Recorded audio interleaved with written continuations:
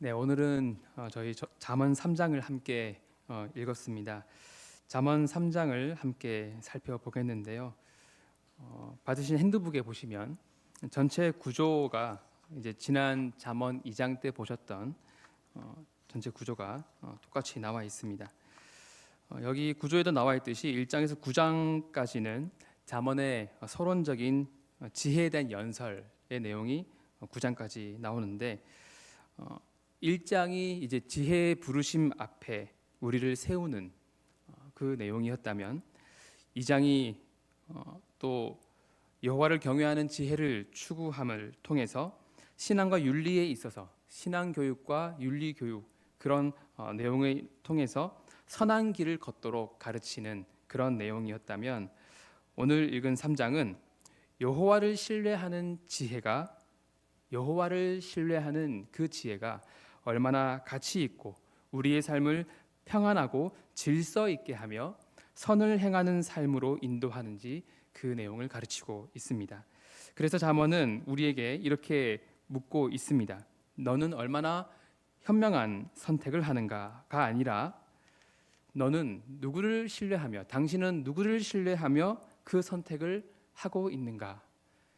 선택에 대한 자유는 하나님께서 우리에게 주셨습니다. 그런데 그 선택을 할 때에 당신은 누구를 신뢰하며 그 선택을 하기로 결정하였습니까?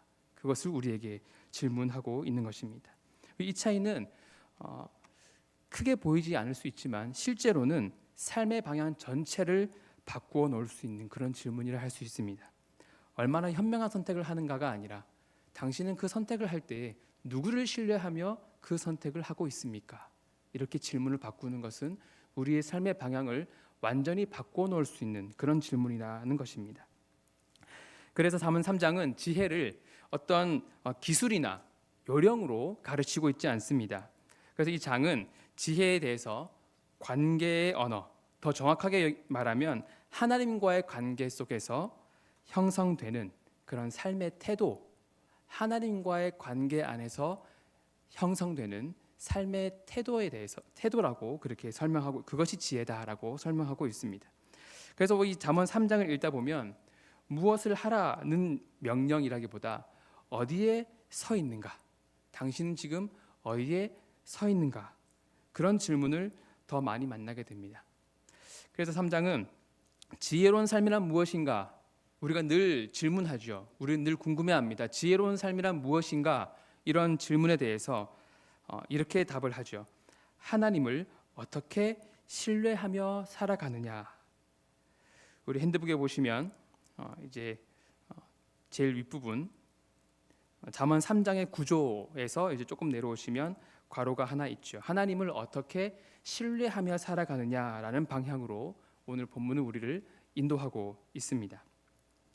3장 전체는 4개의 단락으로 구성되는데 그 잠언 3장의 구조 옆에 있는 괄호 내용에 보시면 내면의 신뢰에서 지혜의 가치 그리고 삶의 안정에 대해서 설명을 하고 그리고 마지막으로 공동체적 열매에 대해서 말을 하며 이 3장 전체를 설명하고 있습니다. 그러니까 이 내면의 신뢰라는 것은 여호와를 신뢰하는 것에 대해서 그것을 첫 번째 단락에서 이야기하고 두 번째 단락에서는 지혜의 가치, 지혜가 얼마나 가치 있는 것인가 그것을 설명하고 있고 그리고 삶의 안정, 지혜가 우리 삶을 어떻게 안정된 삶으로 만들어가는가 그것을 이야기하고 있고요. 공동체적 열매라는 것은 지혜가 우리를 통해서 어떻게 공동체 안에서 선한 열매를 맺게 하는가 그것을 이야기하고 있는 그런 흐름을 가지고 이 3장 전체가 이어져 가고 있습니다. 그래서 잠언 3장은 오늘 본문을 읽으시면서 보셨겠지만 이렇게 시작하고 있습니다. 내 아들아. 3장 1절에 보시면 내 아들아 이렇게 이야기하고 있습니다. 이 표현은 명령의 언어가 아니고 이 3장의 이야기가 훈계의 이야기가 들어있지만 훈계이긴 하지만 거리감 있는 훈계가 아니라 사랑과 신뢰의 관계 안에서 주어지는 권면이라는 것을 보여주고 있는 것입니다. 그래서 하나님은 내 아들아 우리를 그렇게 부르시면서 너와 나의 관계는 아버지와 아들의 관계이다라는 것을 먼저 설정하시고 우리에게 내가 지금 사랑과 이 신뢰의 관계 안에서 너희에게 이 지혜라는 것을 권면하고 훈계하고 있다라는 것을 말씀하십니다. 하나님은 지혜를 강요하지 않으십니다. 대신 우리를 신뢰의 자리로 부르고 계십니다. 너는 이것을 꼭 해야 돼. 안 하면 너희들 큰일 날 거야. 그렇게 우리를 어떤 강요의 말씀으로 하시는 것이 아니고, 물론 강하게 우리에게 권면하시고 강한 말씀으로 가르치고 계시지만, 강요하시는 것이 아니라 우리를 신뢰의 관계 안으로 먼저 부르신다는 것입니다. 내 아들아 하고 부르시면서 우리를 먼저 사랑과 신뢰의 관계로 부르십니다. 본문은 먼저 이 내 아들아 부르시고 나서 기억과 마음을 말하고 있습니다. 내 법을 잊지 말고 내 마음으로 나의 명령을 지키라, 그렇게 말씀하고 있습니다. 여기서 중요한 것은 행동보다 마음의 방향을 말하고 있다는 것입니다. 잠언은 늘 이 마음에서 출발합니다. 너의 마음이 어디에 있는가? 너의 마음이 무엇을 향하고 있는가? 그것을 먼저 이야기하면 출발하는데, 왜냐하면 삶의 선택이라는 것은 결국 그 마음이 어디에 가 있는가, 그 마음이 어디에 기대어 있느냐 하는 것에 따라서 달라지기 때문에 그렇습니다. 그래서 이제 이 첫 번째 단락을 먼저 좀 살펴보겠습니다. 첫 번째 단락 1절에서 12절 말씀인데, 첫 번째 단락에는 여호와를 신뢰하는 삶의 기초에 대해서 6개의 훈계로 나누어서 말씀하고 있습니다. 2절씩 묶어서 그렇게 홀수절에는 명령의 말씀이 나오고 짝수절에는 그 명령에 대한 약속의 말씀이 나옵니다. 그러니까 홀수절에는 이렇게 하라, 근데 짝수절에는 그러면 이러이러한 복이 있을 것이다. 그런 구조로 2절씩 묶어서 6개의 훈계를 이 12절에 말씀하고 있습니다. 그것을 이제 표로 간략하게 정리해서 핸드북에 나누어 드렸습니다. 화면에도 띄워 주실 텐데, 표 안에 보면 본론 부분, 윗부분에는 서론이 있고, 그래서 1, 2절, 3, 4절은 서론 부분이고요. 그 밑에 본론 부분이 나오고 있습니다. 본론 부분에 보시면 이제 명령 부분에 괄호가 있는데 세 개가 있죠, 괄호가. 그래서 위에서부터 차례대로 여호와를 신뢰하라, 여호와를 경외하라, 그리고 여호와를 공경하라. 5절에서 6절 상반절 부분에는 여호와를 신뢰하라, 7절 부분에는 여호와를 경외하라, 9절 부분에는 여호와를 공경하라. 그렇게 채워 넣으시면 되겠습니다. 그러니까 여호와를 신뢰하면 평탄한 길의 복을 약속하시고, 여호와를 경외하면 치유의 복을 약속하시고, 여호와를 공경하면 번영의 복을 약속하신다라는 것입니다. 그래서 이 6개의 훈계를 짧게 요약하면, 지혜로운 삶의 출발점이 자기 이해, 그러니까 자기 이해나 경험, 이 내가 무엇을 알고 무엇을 할 줄 아는가, 그런 것에 대한 지식이나 내가 겪어왔던 경험을 통해서 쌓아왔던 그런 것이 아니라, 그게 지혜로운 삶의 출발점이 아니라 여호와를 전심으로 신뢰하는 태도, 여호와를 전심으로 신뢰하는 태도. 표 밑에 있는 문장의 내용에 있습니다. 핸드북에 여호와를 전심으로 신뢰하는 태도가 지혜로운 삶의 출발점이고, 그래서 이 순종과 신뢰, 경외, 징계라는 개념을 모두 관계적인 언어로 사용하고 있습니다. 하나님을 신뢰하는 관계, 하나님과 이 사랑의 언약 안에 있는 관계 안에서 우리는 하나님께 순종해야 하고, 하나님을 신뢰해야 하고, 하나님을 경외해야 하고, 하나님께 징계받는 그런 관계 안에 있다. 그 관계를 통해서 우리는 하나님께서 우리를 지혜의 삶으로 인도하신다라는 이야기를 하고 있는 것입니다. 네, 그 주요 구조를 좀 살펴보겠습니다. 3절을 오늘 보면 3절을 같이 한번 읽어보겠습니다. 3절입니다. 시작. 인자와 진리가 내게서 떠나지 말게 하고 그것을 내 목에 매며 내 마음판에 새기라. 아멘. 여기 나오는 인자와 진리는, 인자는 언약적 사랑을 이야기하는 것입니다. 우리 핸드북의 3절, 9절 밑에 설명해 보면 인자와 진리는 언약적 사랑, 그리고 진리는 신실함을 의미합니다. 하나님의 신실하심을 의미하는 말이라는 것이죠. 그리고 이 지혜로운 삶은 언약 관계에 충실한 인격에서 출발하는 것입니다. 이렇게 표현한 거 조금 어렵게 들리시죠? 네. 조금 쉽게 말하면 하나님은 우리와 사랑의 언약을 맺으셨고 우리는 하나님은 우리와 사랑의 언약을 맺으셨고 하나님은 그 언약을 신실하게 지키시는데 하나님의 사랑을 누리는 관계에서 떠나지 않고 그러한 관계를 지속하는 가운데 하나님과의 그 사랑의 관계를 우리가 떠나지 않고 계속해서 지속하고 있으면 그 안에서 우리 안에 형성되는 인격, 하나님과의 사랑의 관계가 계속 지속되는 가운데 우리 안에 어떠한 인격이 형성되고 어떠한 성품이 형성되는데 그렇게 형성된 성품을 통해서 나오는 삶의 태도를 통해서 지혜로운 삶이 펼쳐진다. 그 이야기를 여기 하고 있는 것입니다. 그랬을 때 무엇을 약속하십니까? 4절에 나오는 내가 하나님과 사람 앞에서 은총과 귀중히 여김을 받으리라 이 말씀을 약속하고 있습니다. 우리가 하나님과의 사랑의 관계를 지속할 때 우리 안에 형성되는 그 성품, 그 인격으로부터 나오는 그런 삶의 태도가 우리 안에 생기게 되면 그러면 하나님과 사랑 앞에서 은총과 귀중히 여김을 받게 될 것이다. 그 말씀을 약속하고 있습니다. 이러한 복을 저와 여러분이 다 받게 되시기를 간절히 바랍니다. 특히 5절과 6절은 잠언 전체를 대표하는 말씀이라 해도 과언이 아닌데요. 함께 5절과 6절을 같이 한번 읽어보겠습니다. 시작. 지혜 있는 자는 잠시만요.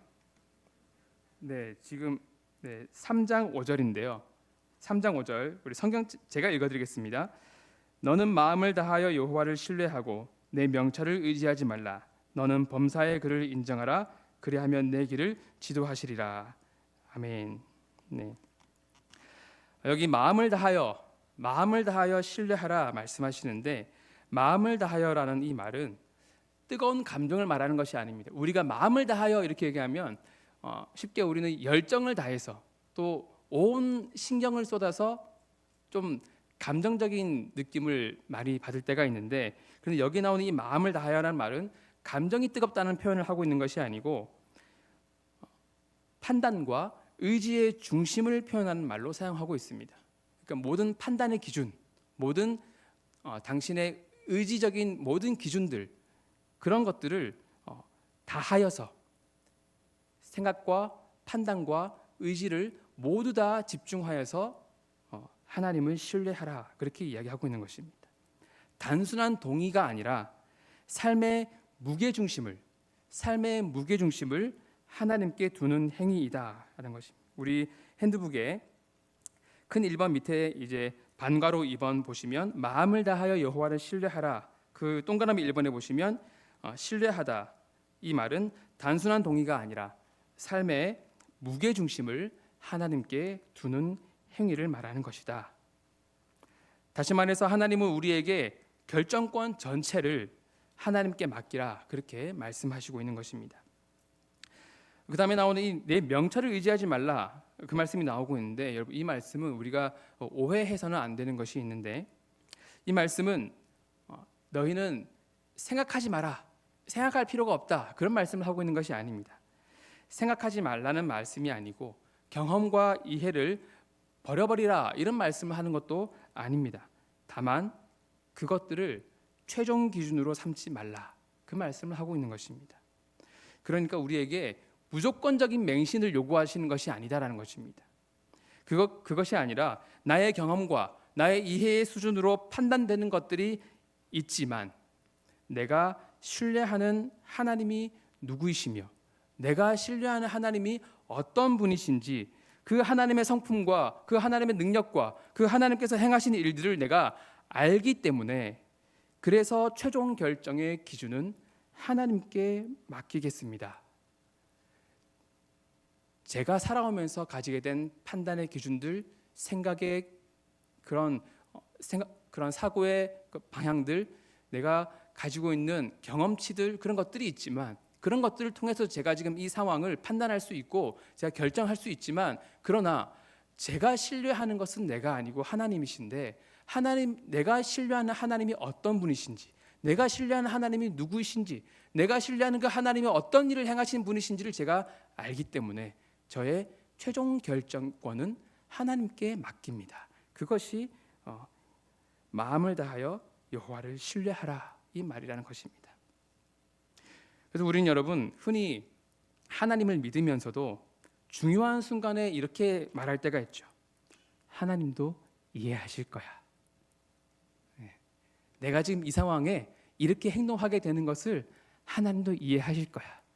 내가 이렇게밖에 말할 수 없는 이유를 하나님도 이해하실 거야. 네, 여러분 하나님 이해하고 계십니다. 다 알고 계십니다. 그런데 하나님께서 우리에게 질문하시는 것이지요.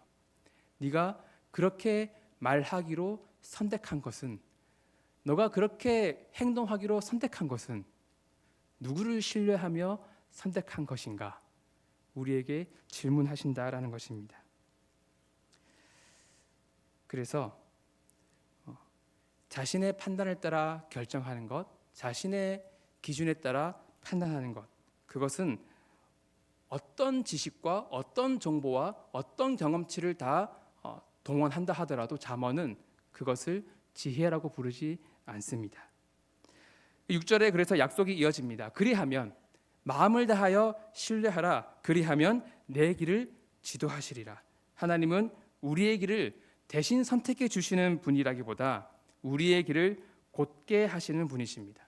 방향을 바로잡아 주시는 분이시다라는 것입니다. 우리가 선택하게 하시지만 그 선택이 과연 누구를 신뢰하는 선택인가를 질문하시면서 A를 선택해라, B를 선택해라, 그것을 우리에게 가르쳐 주시는 것이 아니라 너의 그 방향은 과연 바른 방향인가, 하나님을 신뢰하며 선택한 방향인가, 그 선택을 하는 너의 방향은 여호와를 신뢰하는 방향이냐, 그것을 우리에게 확인시켜 주신다라는 것입니다.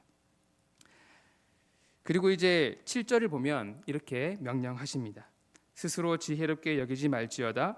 여호와를 경외하며 악을 떠날지어다. 그리고 8절을 약속하시죠. 8절 말씀을 함께 읽어보겠습니다. 8절입니다. 시작. 이것이 내 몸에 양약이 되어 내 골수를 윤택하게 하리라. 여호와를 경외하며 악을 멀리하는 사람에게 약속되는 보상은 영과 정신과 육체를 치유하는 양약의 경험이라고 말씀하고 있습니다. 여러분, 죄는 인간을 병들게 하고 죽음의 길로 던져 넣지만 여호와를 신뢰하고 뿌리 깊은 악에서 떠나게 되면 총체적인 치유를 경험하게 됩니다. 하나님과의 바른 관계는 그저 질병이 없는 상태로 인도하는 데서 끝나는 것이 아니라 육체적으로, 정신적으로 완전히 복된 상태에 이르게 한다라고 말씀하고 있습니다. 우리 핸드북 첫 번째 페이지 우리 방과로 3번에 보시면 내 몸에 양약이 되어 내 골수를 윤택하게 하리라. 거기 밑에 쭉 보시면 우리 참고 표시 거기 보시면 하나님과의 바른 관계는 그저 질병이 없는 상태로 인도하는 데서 끝나는 것이 아니라 육체적, 정신적으로 완전히 복된 상태에 이르게 한다는 것입니다. 여러분, 그래서 마음이 많이 힘들고 조금 정신과적으로 이렇게 어려움을 겪으시는 그런 분들이 상담을 하실 때, 특히 신앙이 있는 분들, 그런 분들이 그런 상담을 하실 때 하나님과의 관계를 점검하고 하나님과의 관계가 다시 회복되고 나면 그 상담하시던 어려움들, 그런 부분들이 같이 회복되는 것을 많이 보게 됩니다. 여러분, 하나님과의 관계가 회복되면 마음의 어려움도 함께 회복된다는 것을 믿으시기 바랍니다.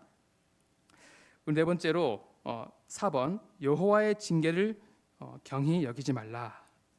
이 단락의 첫 번째 단락, 여호와를 신뢰하는 삶의 기초라는 이 단락의 후반부인데, 마지막 부분인데요. 여기 징계라는 단어가 나오지요. 11절, 12절을 다시 한번 같이 읽어보겠습니다. 11절, 12절입니다. 시작. 내 아들아, 여호와의 징계를 경히 여기지 말라. 그 꾸지람을 싫어하지 말라. 대저 여호와께서 그 사랑하시는 자를 징계하시기를 마치 아비가 그 기뻐하는 아들을 징계한 같이 하시느니라. 아멘.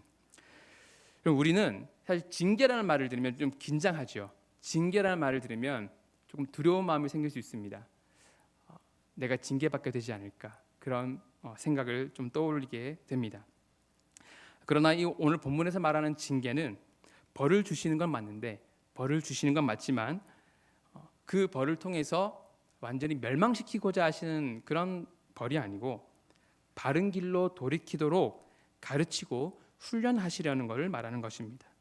그래서 12절은 이렇게 말씀하지요. 여호와께서 사랑하시는 자를 징계하시기를 마치 아비가 기뻐하는 아들을 징계함 같이, 싫어하는 아들, 미워하는 아들이 아니고 기뻐하는 아들을 징계함 같이 하시느니라.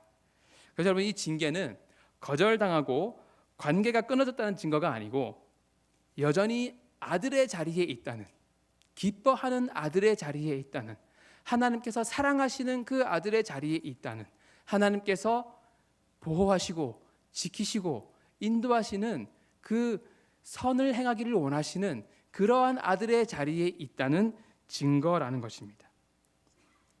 그러한 증거로 하나님은 혹시 우리가 조금 가는 길이 조금 틀어져 있다면 하나님께서 징계하심을 통해서 그 길을 바르게 하도록 이렇게 우리를 인도하신다라는 것입니다. 관계가 여전히 유효하다라는 증거라는 것입니다. 그래서 첫 번째 단락, 이 1절부터 12절의 내용을 한 문장으로 요약을 해보면, 지혜의 출발은 제일 밑에 줄입니다. 핸드북 첫 번째 페이지 제일 밑에 줄입니다. 지혜의 출발은 더 똑똑해지는 것이 아니라 하나님을 신뢰하는 자리로, 하나님을 신뢰하는 자리로 내려오는 것이다. 오히려 더 많은 지식을 쌓고 더 높은 정보의 자리, 더 많이 똑똑해지는 자리로 올라가는 것이 아니고 하나님을 신뢰하는 자리로 내려오는 것이다. 그렇게 정리할 수 있겠습니다. 이제 뒤로 넘어가셔서 두 번째 단락을 한번 살펴보겠는데요. 두 번째 단락은 지혜의 가치를 노래하고 있습니다. 13절에서 20절의 내용입니다. 13절을 먼저 같이 한번 읽어보겠습니다. 13절입니다. 시작. 지혜를 얻은 자와 명철을 얻은 자는 복이 있나니. 여기서 말하는 복은 감정적인 행복을 말하는 것이 아닙니다. 이 말은 지혜의 길 위에 서 있는 그 상태 자체가 복이다. 지혜의 길로 가고 있는 그 상태 자체가 복이다. 많은 것을 가지고 많은 사람들에게 칭송받을 만한 자리에 있고 그런 이야기를 하기 이전에 먼저 지혜의 길을 가고 있는 그 상태 자체가 복이다. 그렇게 말씀을 하고 있는 것입니다. 그래서 그 다음에 보면 14절, 15절에 이렇게 나오고 있죠. 이는 지혜를 얻는 것이 은을 얻는 것보다 낫고 그 이익이 정금보다 나음이니라. 그리고 15절에 보면 지혜는 진주보다 귀하니, 그렇게 은과 금과 진주보다 지혜를 얻는 것이 더 귀하다. 그렇게 말씀하고 있습니다.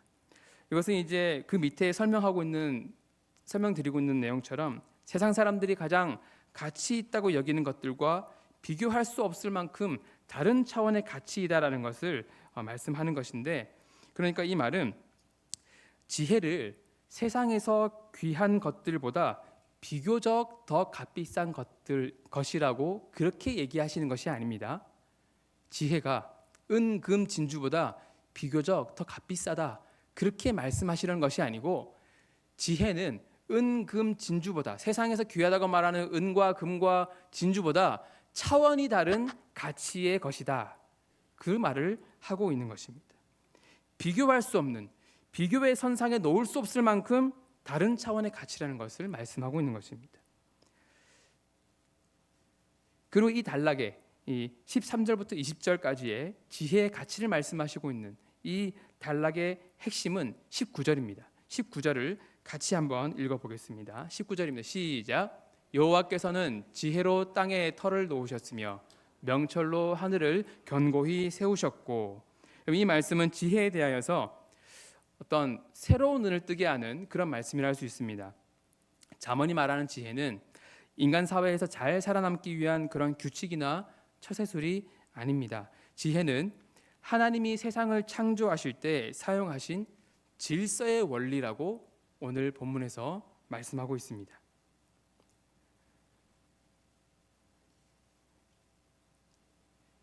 동그라미 1번, 지혜는 하나님이 세상을 창조하실 때 사용하신 질서의 원리이다.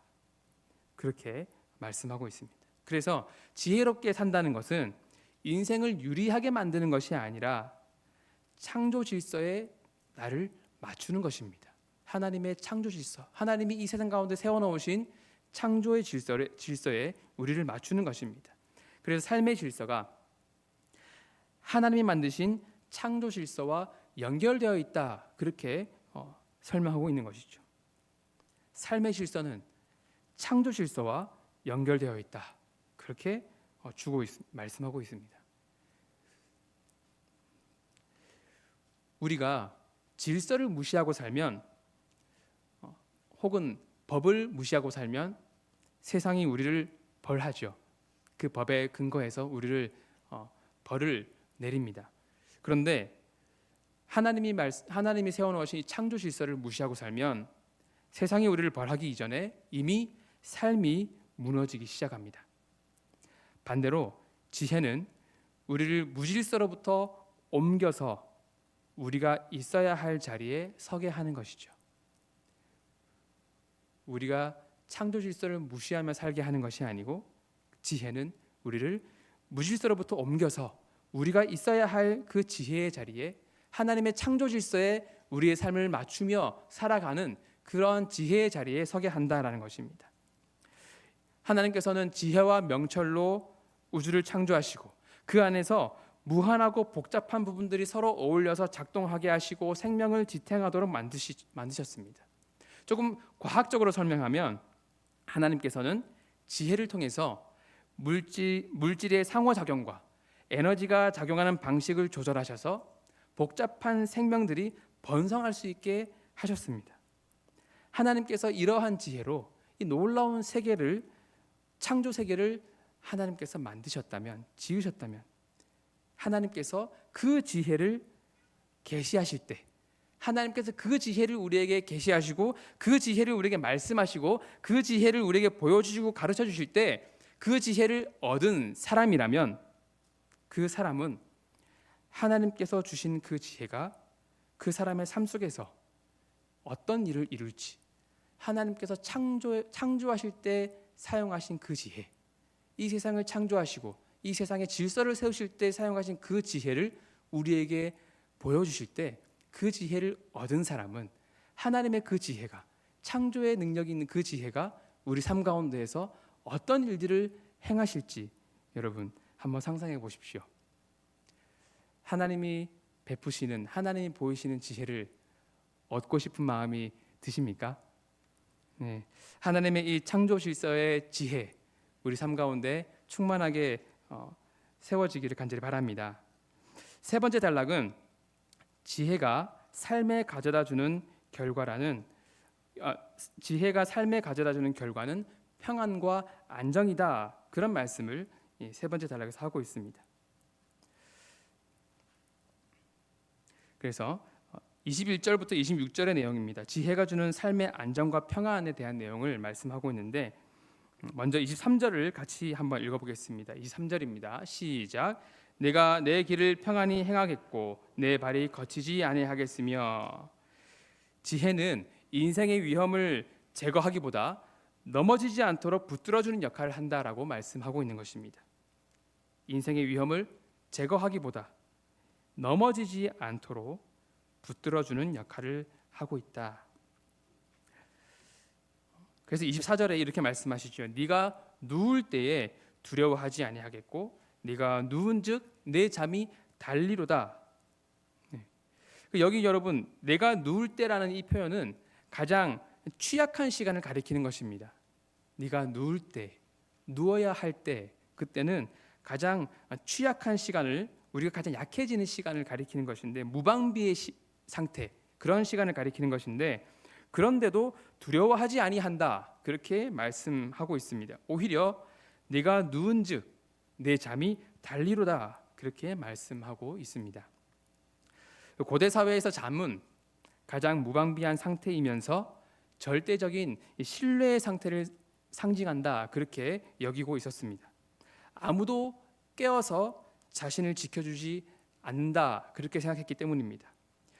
그럼에도 불구하고 두려움 없이 잠에 들 수 있다, 두려움 없이 단잠을 잘 수 있다라는 것은 상황이 완벽하기 때문이 아니라 신뢰할 대상이 분명하기 때문입니다.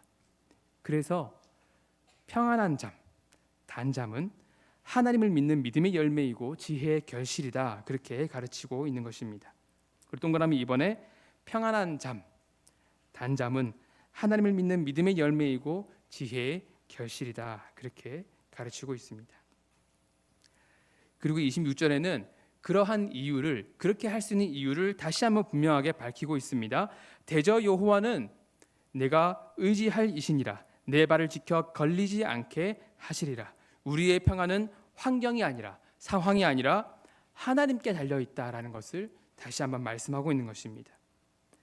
상황이 아니라 하나님께 달려 있다. 평안의 근거는 상황이 아니라 하나님이다라는 것을 말씀하고 있습니다.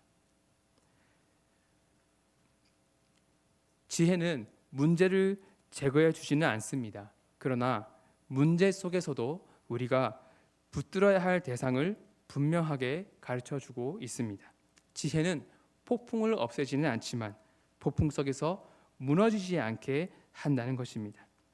신약성경 빌립보서 4장 6절에 바울은 이렇게 말씀했습니다. 아무것도 염려하지 말라.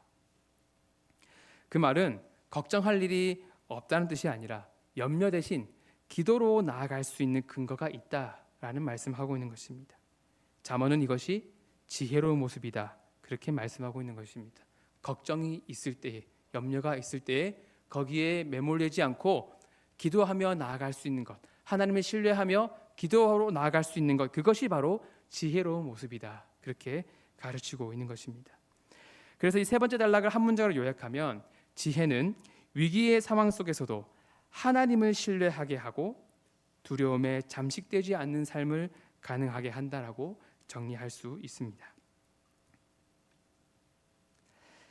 이제 마지막 단락인 27절에서 35절에서는 지혜가 매우 구체적인 삶의 모습으로 드러나고 있습니다. 이웃에게 선을 행하고 다투지 않고 폭력을 부러워하지 않는 그런 삶을 이야기하고 있습니다.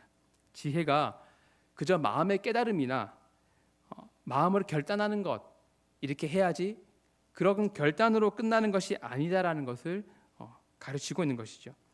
27절에서 28절 말씀에 이렇게 얘기하고 있습니다. 내 손이 선을 베풀 힘이 있거든 마땅히 받을 자에게 베풀기를 아끼지 말며 내게 있거든 이웃에게 이르기를 갔다가 다시 오라 내일 주겠노라 하지 말며. 네, 여러분 27절은 이렇게 말하고 있습니다. 선한 일을 베풀 기회가 있거든 아끼지 말라. 지혜는 선한 마음을 품는 것으로 끝나지 않습니다. 기회가 왔을 때 행동하는 것이 지혜다라고 가르치고 있습니다. 그래서 여기 나오는 선이라는 것은 구체적인 상황에서 필요한 모든 실질적인 도움을 가리키는 말입니다. 배고파하는 사람에게 밥을 먹으라 말만 하는 것이 아니라 밥을 주는 것, 예를 들면 그렇다는 것이죠. 실질적인 도움을 선이라고 하는 것입니다. 그런데 이 선을 베푸는데 마땅히 받을 자에게 아끼지 말라. 여기 마땅히 받을 자는 누구일까? 어떤 사람을 말하는 걸까요? 마땅히 받을 자. 여기 마땅히 받을 자는 도움을 받을 자격이 있는 사람을 말하는 것인데 이 자격이라는 것은 곤경에 처한 사람을 말하는 것입니다. 어려움에 처한 사람, 곤경에 처한 사람, 도움을 받아야만, 도움이 간절히 필요한 그런 상황에 처한 사람을 말하는 것입니다. 그 사람이 원수라 할지라도 곤경에 처했다면 선을 베푸기를 아끼지 말라. 그러나 다르게 생각하면 이 마땅히 받을 자에는 도덕적으로 악한 사람은 포함하지 않는다라는 것입니다.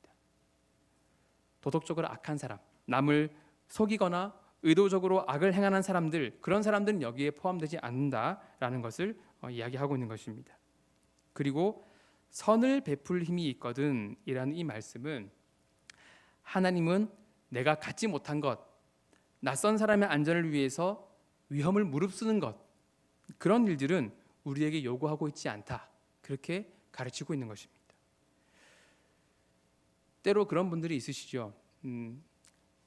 누군가를 돕고 싶은데 근데 내가 경제적인 여유가 없습니다. 그런데 가족들은 동의하지 않는데 몰래 은행에서 빌려서 그렇게 도와주시는 그런 분들이 간혹 있습니다. 그 일이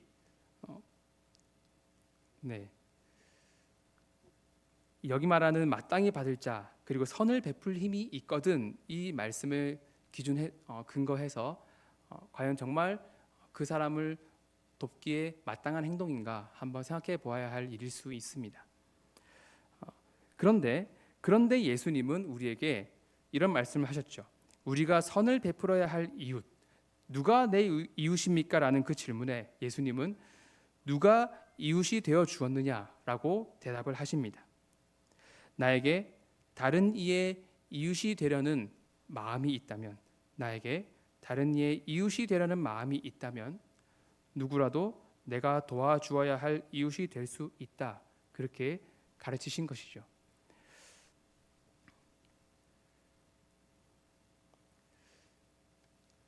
하나님은 우리에게 우리가 갖지 않고 있는 것, 우리에게 없는 것을 억지로 베풀어라고 요구하시지는 않지만, 그러나 우리에게 어떤 사람을 누군가를 돕고자 하는 마음이 있다면 그 사람은 우리가 선을 베풀 수 있는 대상이다. 그렇게 말씀하고 있는 것입니다. 그래서 여러분, 무리한 것을 요구하시진 않지만, 그러나 우리에게 마음을 주신다면 우리가 할 수 있는 것을 가지고 선을 베풀 수 있는 것이 지혜의 모습이다. 그렇게 말씀하시는 것입니다. 그리고 마지막 이제 29절에서 31절 내용에 이런 말씀을 하고 있습니다. 포악한 자의 길을 부러워하지 말라. 지혜는 적극적인 선행뿐만 아니라 신뢰를 깨뜨리지 않고 관계 안에서 신뢰를 깨뜨리지 않고 탐욕을 절제하는 태도, 관계 안에서 나의 탐욕을 절제하는 태도, 그것을 포함하는 것이 지혜이다. 그렇게 가르치고 있습니다. 그러니까 어떤 사람이 악한 행동을 행하면서 자신이 얻고 싶은 것을 취하는 그런 모습을 볼 때 그런 것을 부러워하지 말라는 것입니다. 결과만 보고 방법을 다 정당화하지 말라. 그렇게 가르치고 있는 것입니다. 결과만 보고 악한 방법을 정당화하는 것을 금하고 있는 것입니다. 하나님은 결과보다 과정을, 길 자체를 중요하게 여기시는 분이라고 말씀하고 있는 것입니다. 마지막으로 34절은 성경 전체를 관통하는 그런 원리를 가르치고 있는데 34절을 같이 읽어보겠습니다. 34절입니다. 시작. 진실로 그는 거만한 자를 비웃으시며 겸손한 자에게 은혜를 베푸시나니. 겸손은 자신을 낮추는 기술이 아니라 하나님을 인정하는 것입니다. 그래서 지혜의 최종 기준은 능력이 아니라 하나님 앞에서 자신의 자리를 아는 태도라고 말할 수 있습니다. 지혜는 언제나 하나님 앞에서 시작되는 것입니다. 그래서 이 마지막 단락을 한 문장으로 요약하면 하나님을 신뢰하는 지혜는 반드시 이웃과 공동체를 향한 책임 있는 행동과 겸손한 삶으로 증명된다라고 할 수 있습니다. 이제 정리하겠습니다. 마무리한다면 잠언 3장은 지혜를 이렇게 가르칩니다. 지혜는 더 나은 선택을 하는 능력이 아니라 하나님을 더 깊이 신뢰하는 삶이라 가르치고 있습니다. 우리의 명철을 내려놓고 하나님의 길을 신뢰할 때 비로소 지혜의 길 위에 서게 되는 것입니다. 그리고 이 지혜는 예수 그리스도 안에서 완전히 밝히 드러났습니다. 그리스도는 하나님의 지혜이시며 우리를 지혜의 길로 부르시는 분이십니다. 오늘 우리의 삶에서 질문하시기 바랍니다. 우리는 무엇을 더 신뢰하며 살아가고 있는가? 그리고 누구의 길을 따라가고 있는가? 지혜로운 삶이란 내 명철보다 나의 생각보다 하나님의 길을 더 신뢰하는 용기다라는 이 고백이 오늘 우리의 선택과 관계 그리고 공동체 안에서 실제의 삶으로 세워져 갈 수 있기를 간절히 바랍니다.